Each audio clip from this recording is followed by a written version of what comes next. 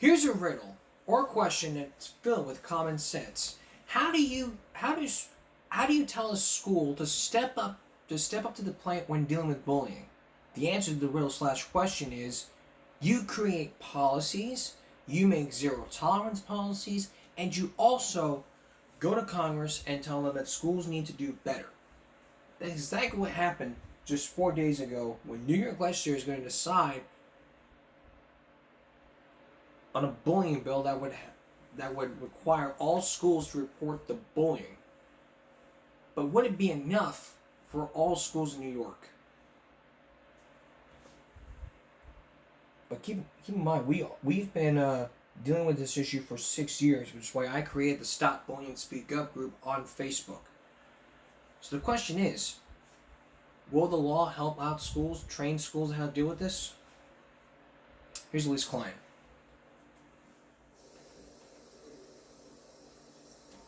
Renata, I spoke to a family today that says if this bill could help even one child, it could make a big difference. From elementary school to middle school, Jacob Terrace was bullied. At 13 years old, he took his own life. Dear Mom and Dad, I'm sorry, but I cannot live anymore. I just can't deal with all the bullying. Christine says her son was a good kid who loved soccer and Boy Scouts. For 2 years, Jacob's parents have traveled to the Capitol in Albany to advocate for legislation that would require schools to notify parents when their child is being bullied. I think parents need to know, and I know parents aren't knowing. Some lawmakers agree. I can tell you that they believe, and I believe, if they were notified, you very well would be alive today. Through this bill, lawmakers intend to set a reporting standard for bullying in schools. The Dignity for All Students Act, passed in 2012, requires schools to report incidents of bullying to the State Department of Education, but it does not require schools to call the parents. Some schools choose to notify parents while others choose not to. The bill has passed in previous years in the Senate, but has not passed in the Assembly. This year, it died once again in an Assembly committee. Some Assembly members say while they are frustrated the bill did not pass this session, they are committed to continuing the fight. Reporting live from Albany, I'm Elise Klein for WBNY News. Renata, back to you. Okay.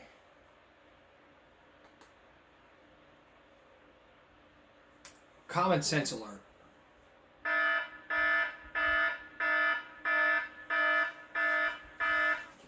It's like we talked about throughout the 6 years. There are ways. Zero tolerance policies, you can put those in place. You can also help out. I mean, not calling the parents in, you have to report it. If you don't report it, if you sit there and say, well, we can't report it, then that's probably your decision to make. But when you sit there and say, hey, I'm not going to report this, I mean, one school may say, I'm going to report this call to parents. One school may sit there and say, I don't care. Let the kids be kids. Let boys be boys. It's like sweeping this under the carpet because you don't care. Schools need to start caring next year when we go into the 23-24 school year.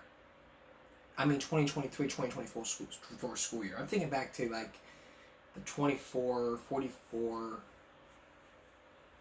like back in the 1990s. You probably get the picture here. But what you need to start understanding is, hey, I don't want to go to court. I don't want to lose a lot of money. We need to do something. That's exactly what you need to do.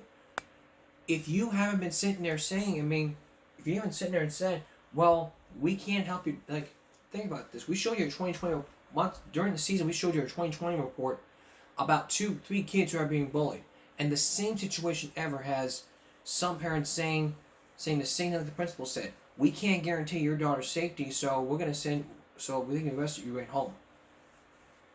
So they sued the school district. They denied they denied civil rights. They denied everything. But what really needs to happen here is that we need to be tough. Parents out there, if your child is being bullied, you need to make sure that you listen really hard. And start supporting your kids so this doesn't happen again. Adriana Kirsch. Nobody did anything.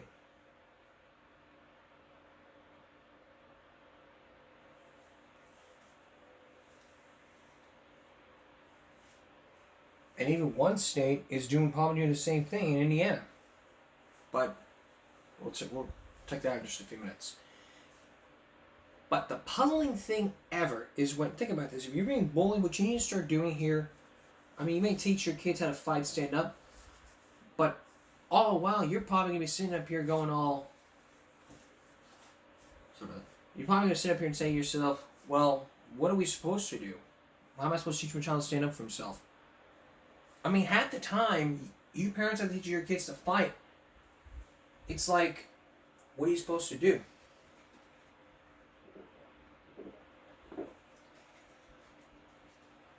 Worst thing ever you can do is teach your kids to fight. They fight at school, they get sent to detention, the dad's proud of the child, sent him to a movie.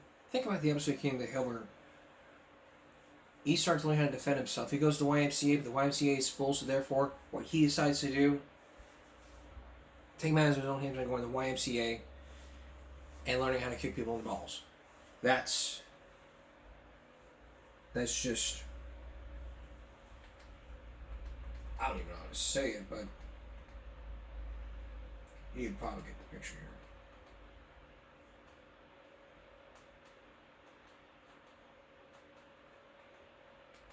here. Okay, coming up next, this woman died of had a heart attack, and this doctor is deciding whether to do a new surgery or not.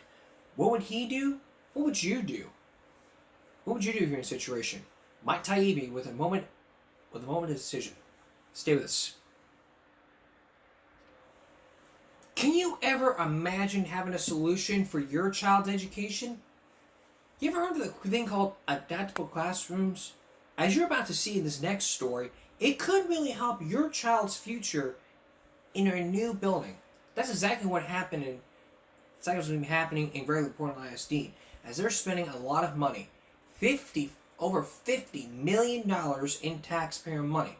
What does that mean for your child and for your taxpayers out there? Here's Simone Simpson. Our last enrollment number for our year was at 666 students. We are getting new students every single week. Principal Annalise Tennyson says this school year, enrollment has grown by 100 students. We're using a corner of our library for our dyslexia classroom. We've converted 2 office spaces into classrooms for our interventionist groups and then also for our special education population. With many homes being built in the enrollment zone of W.C. Andrews Elementary, the district needed a long-term plan to keep up with growth. When you look at it and you understand what's in the space, it is very different. Crystal Matern with Gregory Portland ISD says this temporary adaptable classroom structure is a $260,000 investment. One of the things that's different about it are the safety features and the way that we're making sure that our students are safe and secure in that space. And so that will be our second grade students out there and our staff. 6 classrooms of second graders will be learning in this adaptable structure. This is really going to help with our high special needs populations. They're actually going to have a classroom now. Matern says one alternative to this project was to have students move to a different campus, but the district felt that wasn't an ideal situation for families. But being the new student anywhere can be hard, and so we wanted to make sure that we provide that stability for our students and families, and this was the best solution as a result. The $260,000 investment made by the school district is still pending with city approval. We'll follow this story and give you the latest updates as they become available. Back to you. All right, Simone, thank you so much. I think it sounds like a great idea if the city approves, because we really do need a lot of education from our special needs people, including myself. Not exactly, though. I'm growing out of education. That's what this whole show is about. Your child's education. And as we talked about in Stupid America, what about Texas Choice? Well, that's the law being put into place by deciding your child's school. Remember we talked about Stupid America, where people are saying, contact your legislator. How can we spend statewide money on something that has not been proven? That's exactly right. if it's not been proven, you should have tried it out. Texas is probably going to try it out, and it's attached to the student. So you get attached money to go whatever school you go to. Catholic school, private school, whatever kind of school you go to. If you can do that, then I guarantee your child the best education ever, whether special needs or not special needs, depending on one of the two.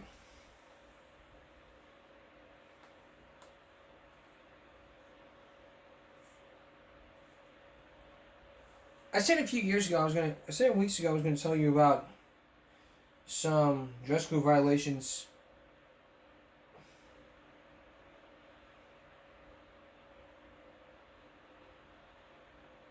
that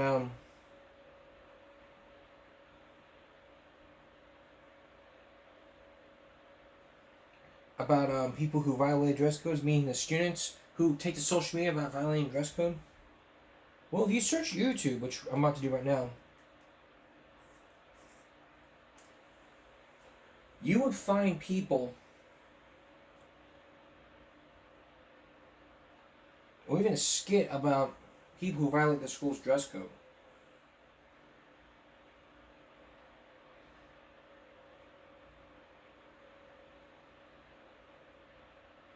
It's something we talked about for years in this broadcast, and let me tell you something.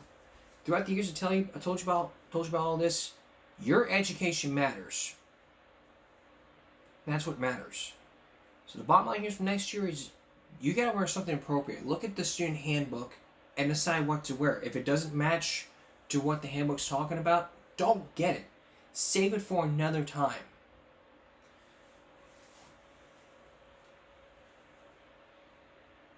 Take a look at this YouTube short. Hey y'all, this is day one. Me trying to get dress coded by... Take a look at this short from a channel named Kayla Malik. A 60-second video. Oh, this is day one. Me trying to get dress coded by breaking my school's dress code. Surprisingly, I haven't been dress coded once this year, so I want to try to get dress coded. Now, today is going to be especially hard because I'm already late, and that means that all the principal are going to see my outfit. I'm going to be late coming in alone. But here's the outfit that we're going to be wearing to try and get dress coded. Okay, I'm just going to be wearing an oversized t-shirt and then these little Under Armour shorts. Oh, I literally just got to school. I'm kind of getting nervous. I really feel like getting in trouble today. Look, this girl at my school painted her car pink. Literally looks so good, bro. Yeah, I don't know if I showed y'all the fit, but this is the outfit. And if you know, you know. It's already the first night and I'm like having a panic attack. If this was not a good idea for my anxiety. Okay, y'all, update. I've gotten a lot of weird looks from the teachers. So far, I haven't been dress coded. And I'm like really surprised because last year I got dress coded wearing a tank top. I just walked past a group of teachers. They all looked at me. Thought I was about to get dress coded. I thought that was the end, bro. Y'all will never believe what happened. Guess who got dress coded? I'm literally in my 3rd class. I just got dress coded. I didn't think it would.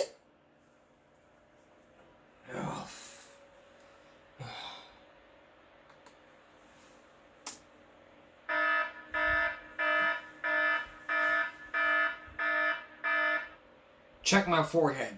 Does somebody write stupid on my forehead? Because that's how dumb you look. Thinking, I'll get more popular views if I show my viewers on TikTok that I got dress coded. First of all, dumbass. And second of all, it's not cool. You really think that, I'm going to be dress coded, so I'm going to share it all with my viewers of YouTube or in TikTok, whatever, social media. If that's what TikTok's doing, they need to start stepping to the point and saying, hey, this is wrong. We need to fix this. And that's exactly what's going to happen here. The bottom line here is don't violate your school's dress code. We want to go to school, get our education, get our diploma, and get on with our life as members of the community. That's the bottom line. Alright, coming up next. This person says, I want to save the whale and bring it back to the family. This person says, I own the whale and he stays at the aquarium. A battle over a whale named Lolita. Keith Morrison inside the Animal Kingdom. Stay with us. Did you ever see the movie Free Willy? 1, 2, and 3?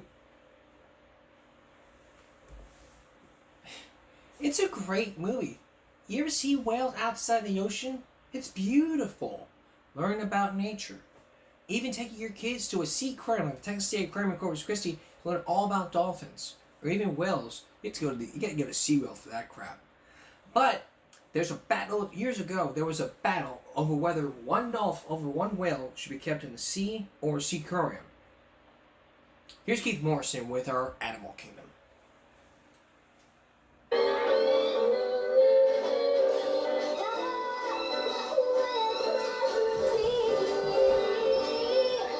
a little town on a lovely island not far from Seattle, they sing with homegrown sweetness about Lolita, about a sad, lost soul ripped from the bosom of her family.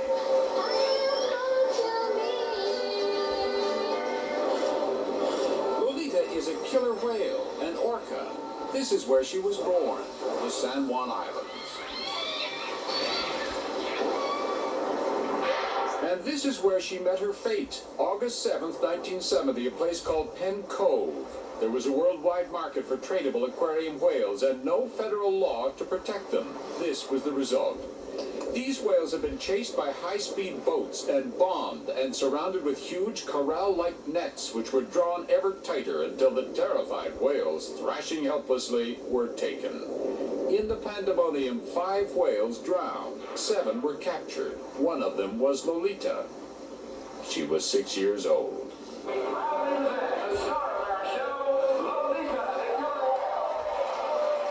She was sold into show business at Miami Seaquarium, where she's become the biggest draw.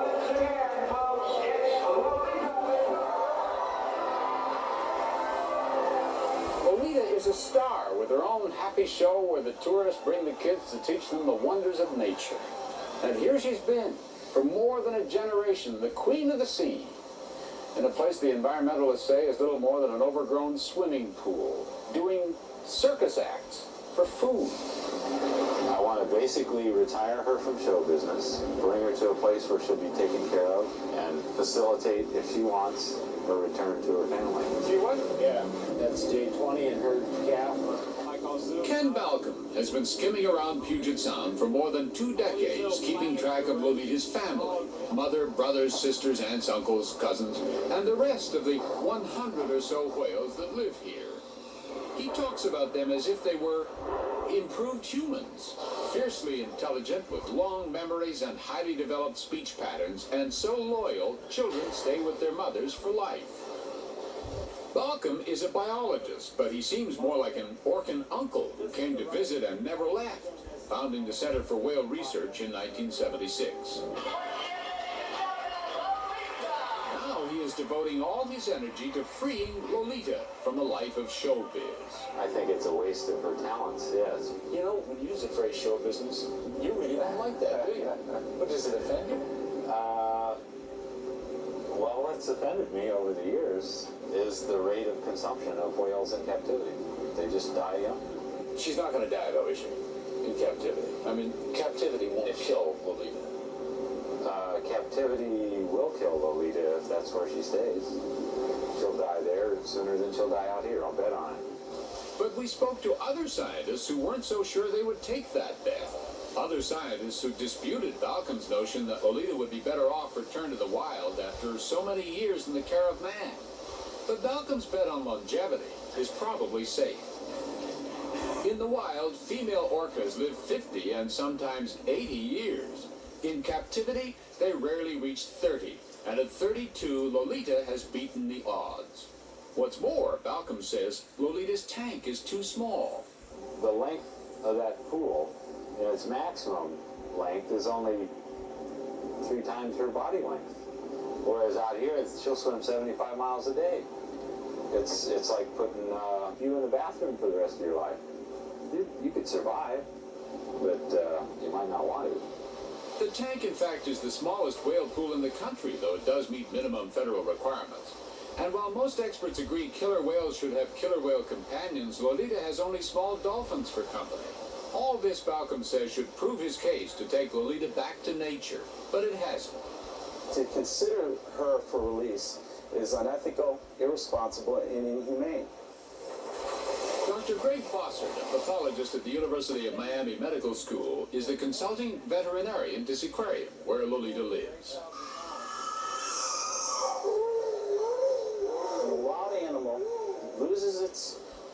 care of man, has total trust in man, that is a death sentence for a wild animal.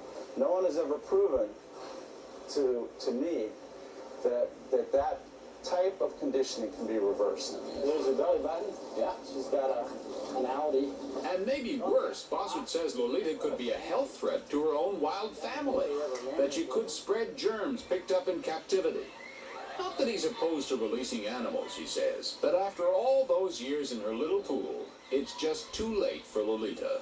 The first thing an animal has to do that's going back to the wild, it must be able to not only catch food, but find food. She's deathly afraid of living fish. We put a grouper in here a few years ago and she was terrified. That's a good sign we've got a problem. Bossert has a vision of a starving, pathetic Lolita, rejected by her family, following boats, performing her tricks, begging for food. He has his own solution for Lolita. Our goal here is to give her a bigger pool, hopefully someday to get a mate for her and to have little baby killer whales. Remember now, both these men are supposed to be whale experts, and each thinks the other is dangerously wrong. Orca, Kimo. What if Ken Balcom is right? What if Lolita's relatives welcomed her back? What if she remembered all those survival skills and what she used to be? We tried something. We played a tape of whale calls from Lolita's family pod. Let us be the first to say this is not scientific, but she did react. She seemed intrigued.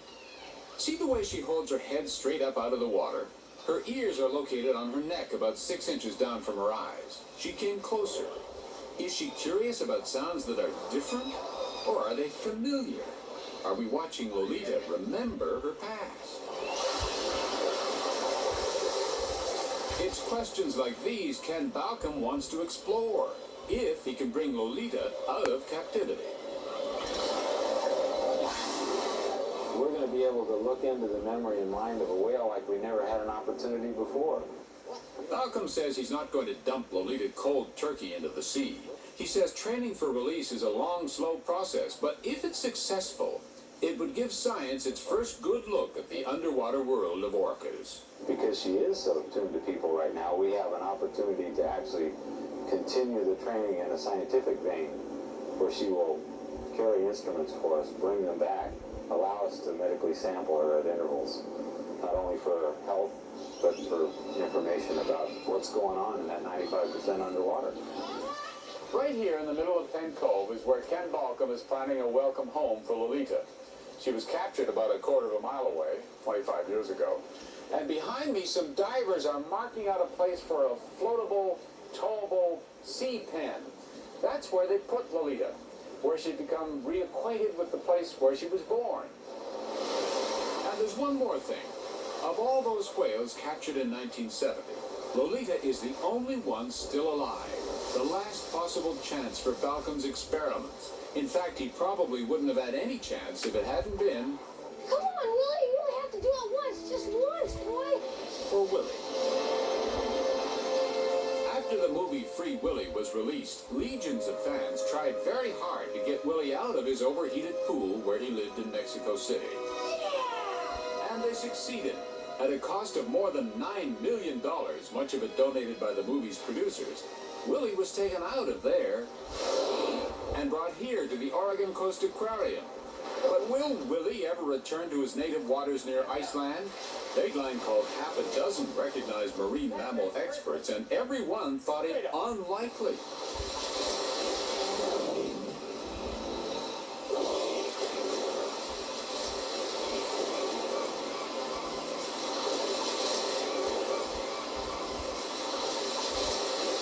But what about Lolita?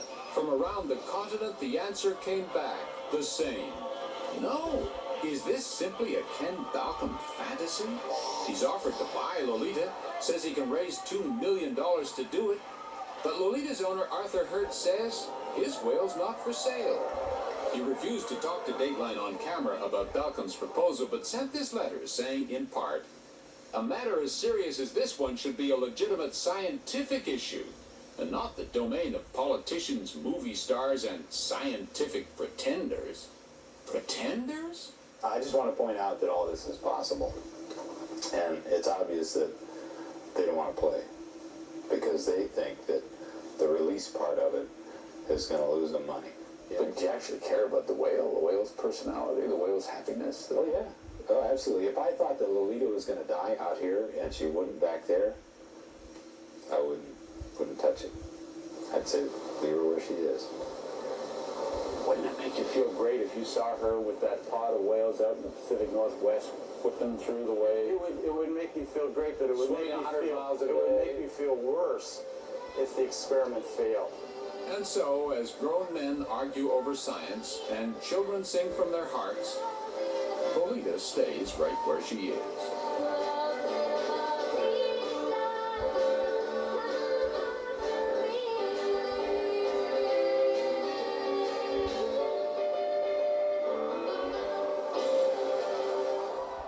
And Lolita? Well, just last week, owner Arthur Hertz told Dateline he is going to run his marine attraction the way he always has, though he still has hopes of building a bigger pool. So far, however, there's no date. And still no date for little Lolita. But prayer for Barry Malcolm to do that experiment, if it succeeded. If that succeeded, then Lolita could reunite with her family. Ain't no hope after all. Still to come. This person had a heart attack, but this doctor says he has a medical experiment that could help. But would it help? Mike Taibbi on the moment of decision. Stay with us.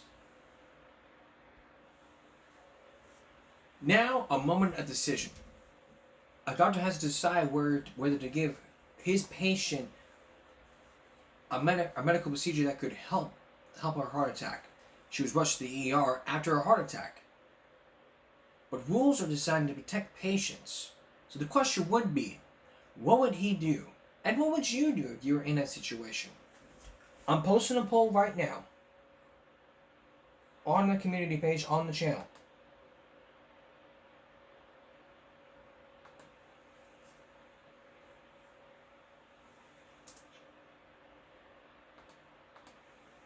I'm posting the poll right now. I should have done this right before.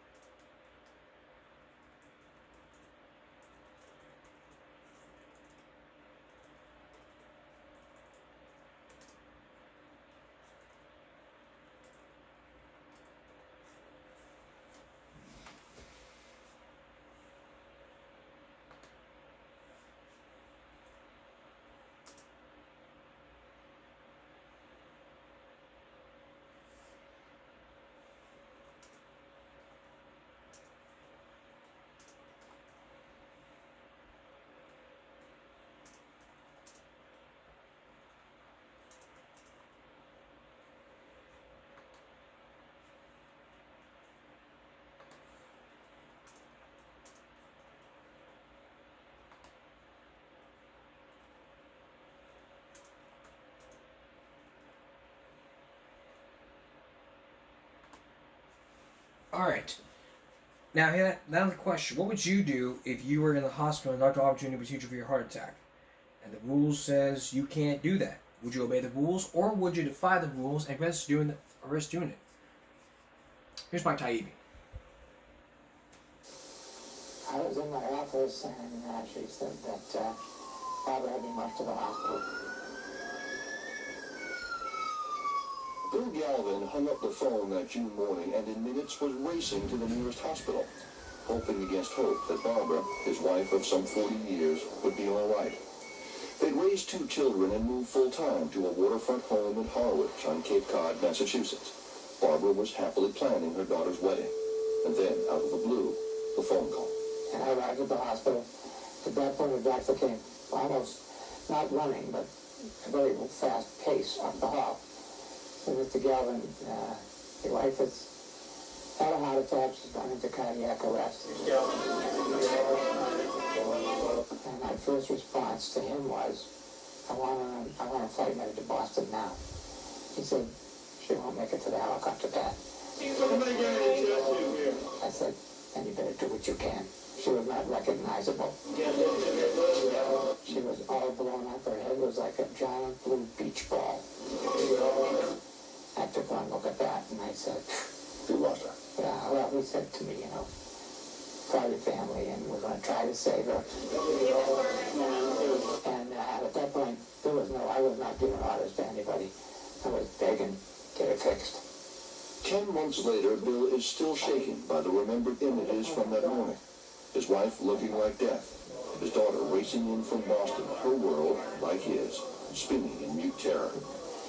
And we sat in the waiting room for, let's say, like a year and a half. She was clearly having a large heart attack. Dr. Richard Zellman was the cardiologist called in that day to treat Barbara Galvin at Cape Cod Community Hospital. She did everything correctly. She sought attention immediately, and she was transferred to the hospital very rapidly, and I was called very quickly. Dr. Zellman believed that Barbara Galvin's heart attack, like most heart attacks, was the result of a blocked artery. One of the normal things it had done. Mrs. Galvin received aspirin very quickly. Oxygen, nitroglycerin, but the most important thing, the therapy that has been most effective in saving lives is a form of therapy that will open the artery to supply better blood flow to the heart muscle. Like Barbara Galvin, the vast majority of the 1.2 million Americans who had heart attacks last year were brought to community hospitals, which for the most part are limited to giving medications to open up the artery. The most effective are called thrombolytics, or clotbusters. They have saved thousands of lives. They're getting better all the time, but they can cause unwanted bleeding and cannot be used on all patients.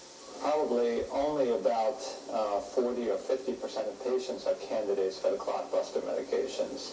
But sick as she was, Barbara Galvin was lucky in a way because Dr. Zellman had enrolled Cape Cod Hospital in a study that might allow him to offer another treatment, an angioplasty, a procedure he believes is a far superior way of opening up blocked arteries.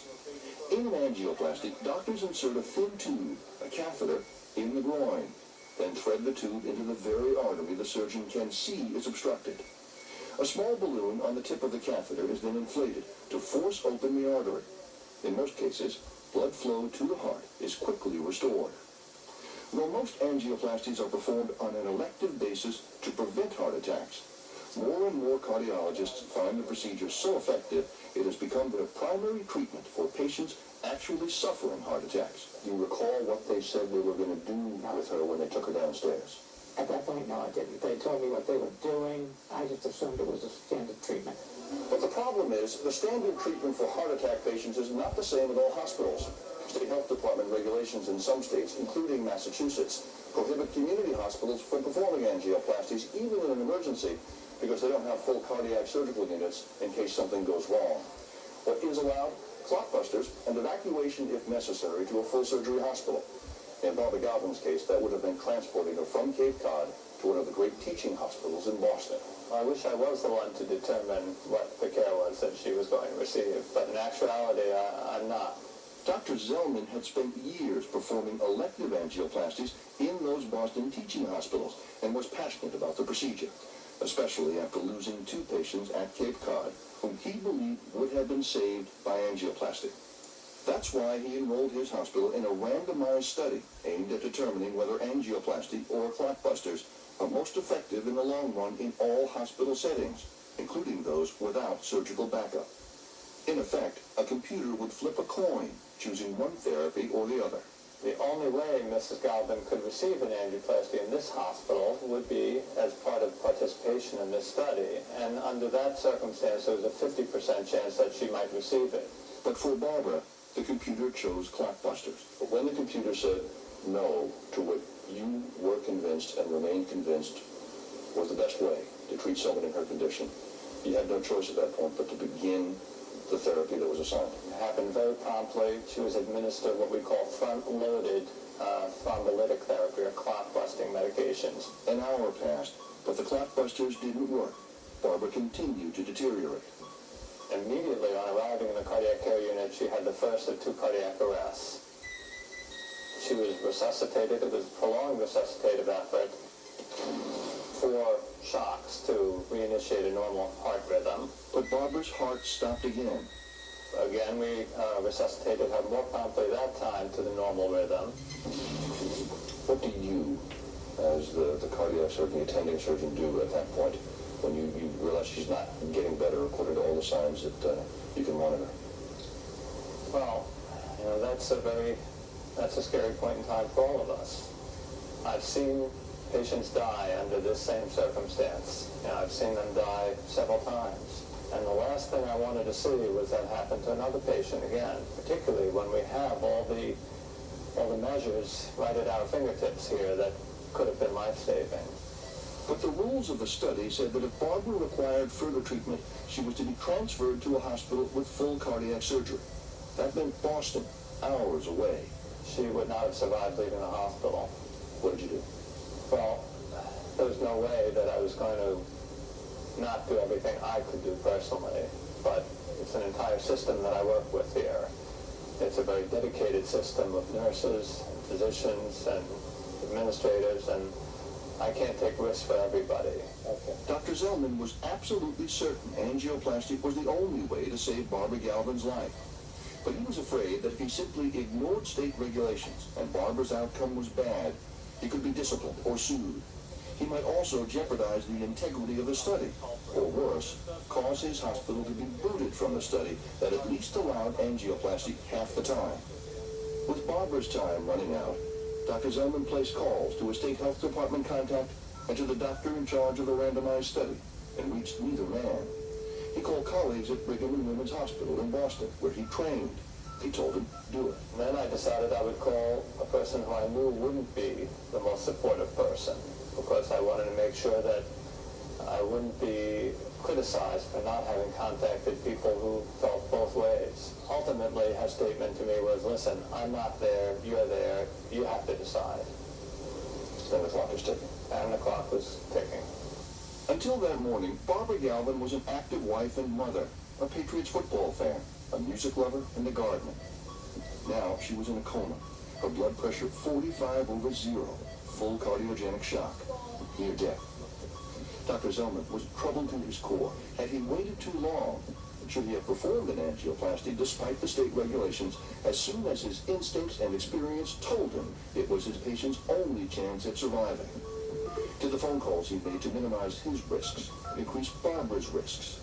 And what if he went ahead now and did the angioplasty and Barbara Galvin died anyway? What would happen to his hospital? What would happen to him? That's the question that needs to be answered, including your answers. So you may vote now. So that's the part one of the story. You may now vote for during this question.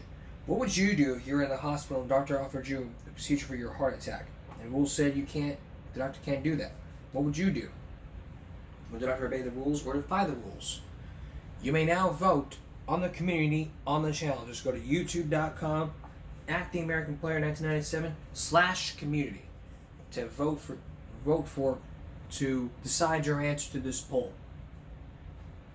And we'll hear more from Richard Zellman, and we'll have the results from the results and the conclusion of the story from Mike Taibbi when we return. Stay with us. Now the conclusion of our story.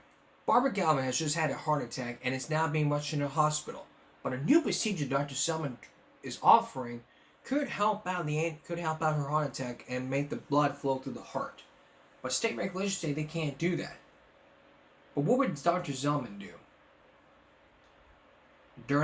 Before the break, I asked the question, what would you do here in that hospital and so-and-so and this and this? And the vote hasn't been counted. But the vote from last year determined that 9% of the people who voted back in 1999 said follow to obey the rules. Well, 91% of you, for the people who voted back in 1997, said just go ahead and do it. That's how you voted. Now, what would Dr. Zellman do? Once again, here's Mike Taibbi. We made a decision to offer the patient the only measure that I thought would possibly save her, which was primary angioplasty. Dr. Richard Zellman had decided to go for it. He would perform the angioplasty to open up the artery even though by doing so he would be violating state health department regulations and overruling the therapy assigned by the randomized study. He also knew Barbara Galvin was by now in such critical condition that even with an angioplasty, there might still be a terrible outcome. We took pictures of the coronary arteries, and as I would have expected, her right coronary artery was completely blocked off. No blood getting through. Zero blood. The clot-busting medication did nothing. We did what I would call a classic balloon angioplasty. We used the balloon to open the blocked area, and we restored blood flow within moments after that. Moments, literally. Literally seconds. And within minutes after that, her blood pressure improved dramatically. Barbara Galvin's heart function had been restored, but she was still not out of the woods. The question really was, at this point, was she going to wake up? And was she going to wake up completely intact from a neurologic standpoint? So it's possible at that moment that you might have saved the heart but lost the patient, in a sense. It is possible. Barbara was transferred to Brigham and Women's Hospital in Boston, where there was backup cardiac surgery in case she had further complications. Day after day, she remained in a coma. Her husband and children stood vigil. She was alive by machines. But as far as I was concerned, she could have been dead all this time, and it would belong with death that you could possibly think you could deal with. Then, at about midday Saturday, 4 days after her heart attack, Barbara woke up. Well, now I'm in Brigham and Women's ICU, and I think the first thing I remember is asking my daughter if she'd bring in my checkbook. Doctors quickly determined that except for some nerve damage in her leg caused by the angioplasty, Barbara was pretty much intact. She'd been at death's door, almost through it to the other side. Now all the little details of her personal world came tumbling home. And I was concerned about getting my bills paid, which I suppose sounds so silly right now, but that was somehow was on my mind. That Saturday, she was back about that Saturday. I said, I'm going home and do some laundry. That same afternoon, Dr. Zellman came by to visit. He said, you probably don't know who I am. And I said, I do know who you are. Yes, it's the last face I saw. And he said, when I see you now, I cannot believe all that you went through. And he said, you look pretty good to me. And I said, well, you look good to me. Gradually, the Galvins learned all that Barbara went through, and learned, too, that Dr. Zellman had to break the rules and overrule the computer for Barbara to even have a chance at surviving. What'd you think about that, when you heard of some computer down there determining what kind of treatment Barbara Galvin is going to get? I wasn't too happy to hear that. That is as scary as the heart attack. Dr. Zellman was relieved at Barbara's recovery, but he was also frustrated to the point of anger that he'd had to put his career and his hospital at risk in order to give a dying patient a life-saving procedure when it was just about too late. And if it had been too late, your oath is to do no harm. And when you say that people are doing everything we can, when you know that there's something else you can do, what did it make you feel like as a person? I can tell you that I'm not sure I would have stayed a physician if that had happened. If you had, in a sense, followed the rules, not broken the rules, and Mrs. Galvin had died, you might have quit. I don't think I could go on practicing the way I do every day, only to have a patient slip right through our grasp while we had everything here to save her. And Dr. Zellman is not alone in his frustration. More than half the hospitals nationwide, hospitals that treat most of the people who have heart attacks, don't have cardiac surgery units. But more than 800 of those hospitals do have cath labs and could offer emergency angioplasty, but don't. Those hospitals are either discouraged by the American College of Cardiology guidelines on angioplasty, or are prohibited outright by state law from offering the procedure. But Dr. Zellman says there's a quiet revolution going on by cardiologists like himself, who are so convinced that angioplasty is the superior therapy that they're helping their hospitals find ways to offer it quickly and safely. In fact, in one informal survey of some 1,500 emergency angioplasties in community hospitals, there are only 2 cases in which the procedure itself led to complications that required further surgery, and both those patients survived. And in that survey, many of the patients had gone into cardiogenic shock, just like Barbara Galvin. We should never have allowed Mrs. Galvin to get that sick. We should have taken Mrs. Galvin from the emergency room to the catheterization laboratory, and 20 minutes after that, she would have had an open artery. She would have been feeling very well, very grateful, and home in 48 hours. That's what we should have done. And all we're asking for is to be able to do that tomorrow, and the next day, and the next day. Without having to ask for permission. Without having to ask for permission, and without having to let some computer miles away flip a coin and decide for us who gets what. This patient could have easily died in that cath lab, and we would have had the exact opposite conversation, that the strategy's unproven and that it shouldn't have been done in that hospital. Dr. Alice Jacobs of the Boston Medical Center is one of the country's leading cardiologists, and one of the doctors Richard Zellman called when Barbara Galvin's condition was failing. It was she who said to Zellman, "You have to decide." She is an enthusiastic fan of angioplasty in large teaching hospitals like hers, where the procedure is almost routine. But she says she is skeptical about the surveys showing angioplasty can be done as safely in community hospitals.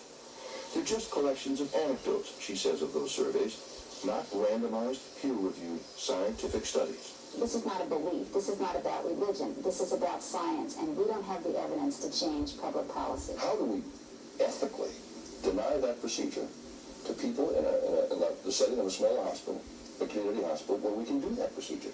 We need to take a look at the evidence. I think one gets in trouble when the passion for the procedure jumps ahead of evidence-based medicine, and I think that's what happens a little bit with this procedure. Dr. Jacobs asks, what happens in a community hospital if a key artery is punctured?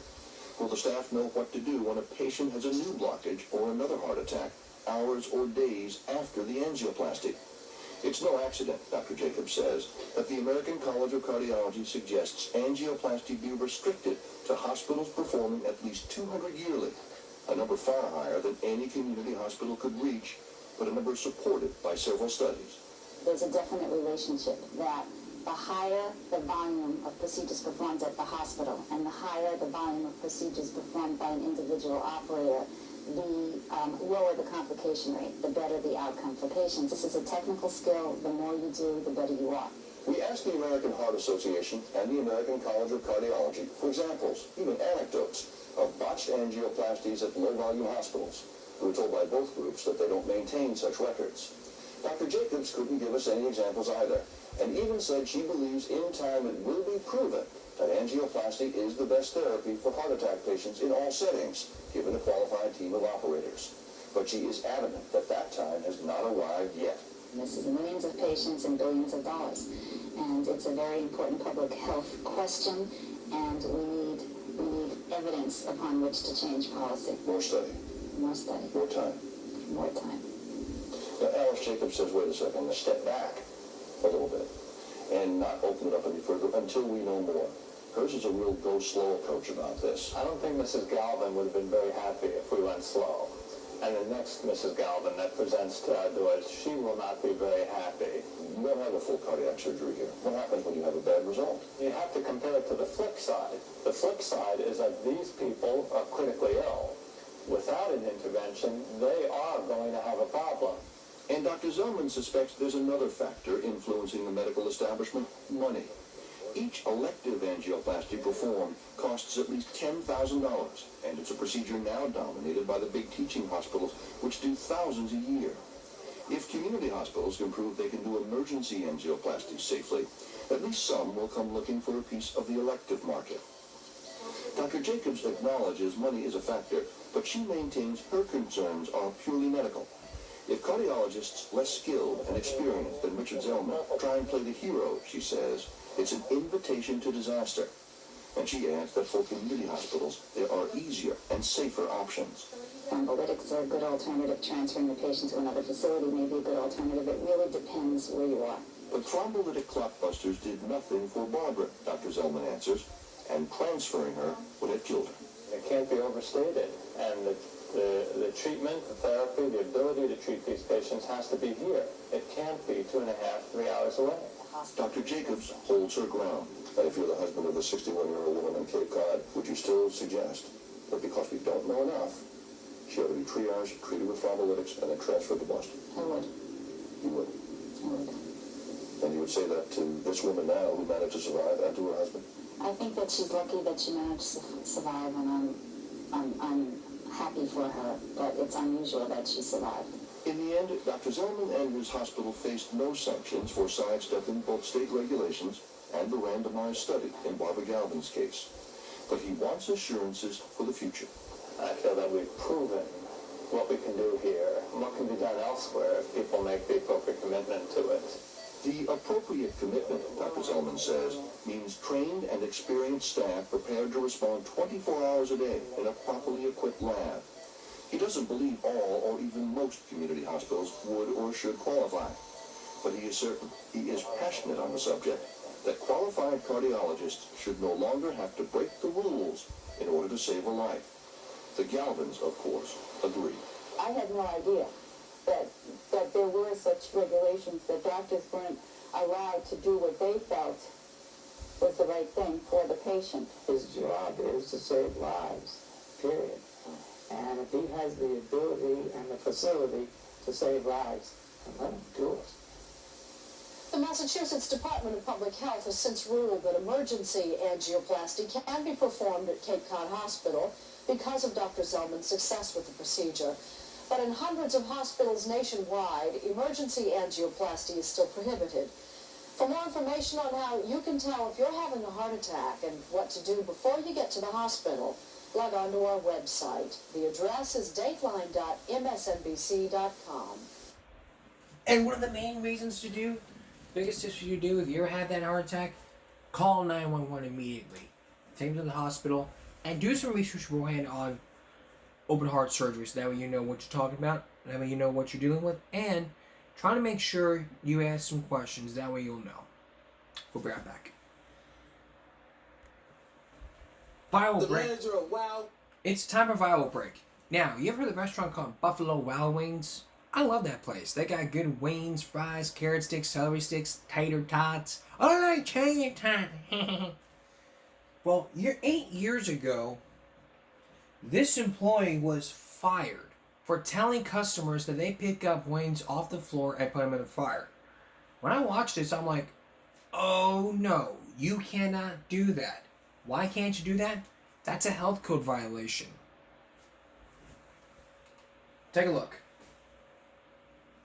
The manager of Wild Wings, Buffalo Wild Wings. I'm a former worker. They pick up wings off the floor and put them in the fryer. Mr. Wayne is firing me for telling on them. Am I right, Mr. Wayne? Absolutely not. I'm getting fired for telling on people for working here. I lost 3 days of work because I told that they were picking up wings off the floor. We got no comment. This is the manager right here. He's firing me because I told on people. Because I told that they were picking up wings off the floor. Thomas, I want you to have a good day. He's been, and I'm gonna post the video up right now. Hey, folks. Hey, what? Terminated. This team member has been terminated. We're calling the police right now. For picking up wings off the floor. You guys were picking up wings off the floor. I told him on them. And now he's trying to send me.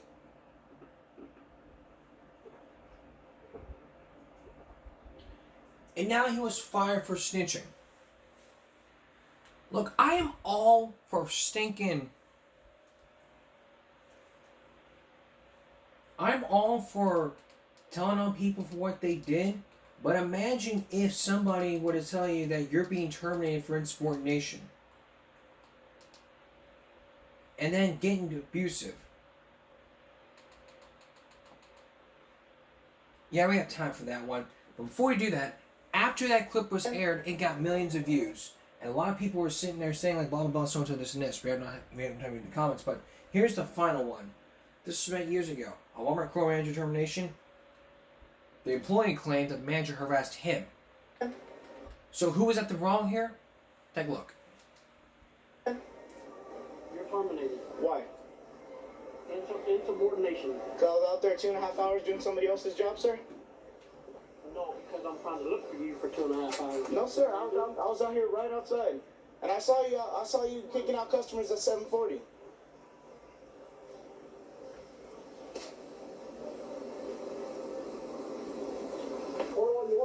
I do not care, Brandon.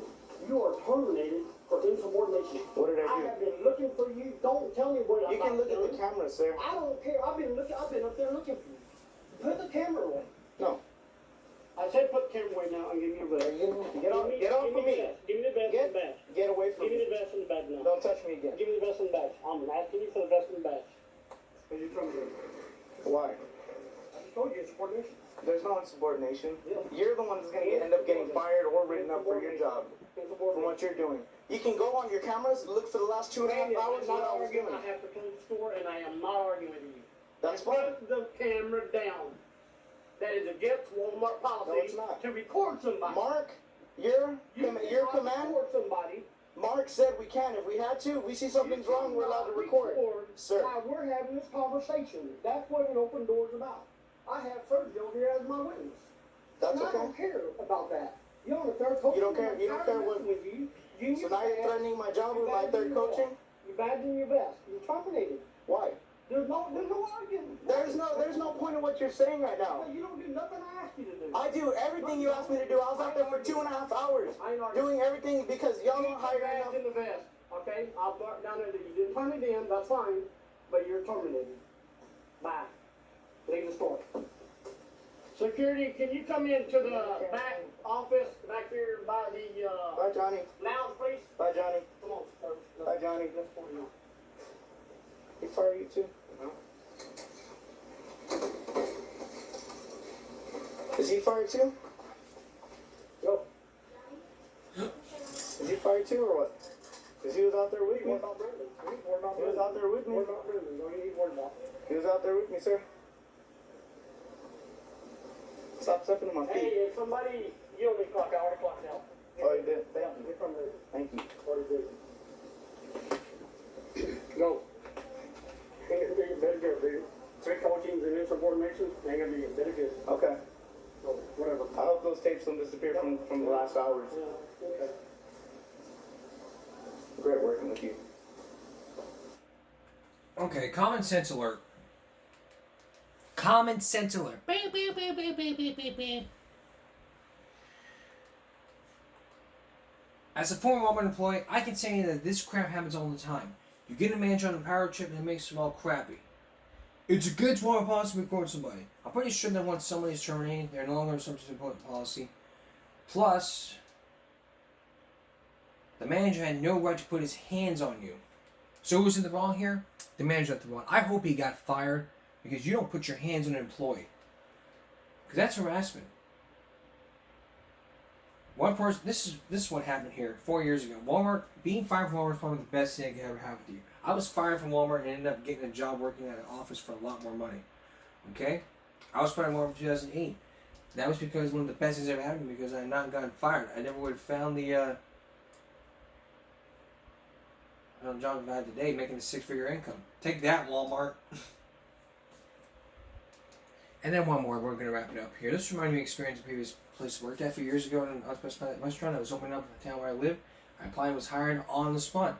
The woman who hired was the manager of that location, but she had already just been promoted to the manager, so she was new to her. Anyways, I was hired to be a server. We had a week until opening day. We went in for training pretty much every day that week.